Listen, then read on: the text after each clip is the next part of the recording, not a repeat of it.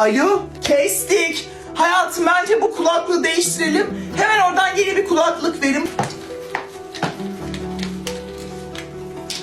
Alo. Ilgaz'a mı bir şey oldu? Tekrar alıyoruz bu saniye. Hadi Ceylin. Bunu Ilgaz'a yapanın hesabına vuracağım. Ilgaz'a bunu kim yapmış olabilir Allah'ım? Finale geldik. Artık cinayeti çözmeye çalışamayacağız. Ceylin, Ilgaz'ı sen öldürmüşsün. Tamam. Baştan alalım hemen.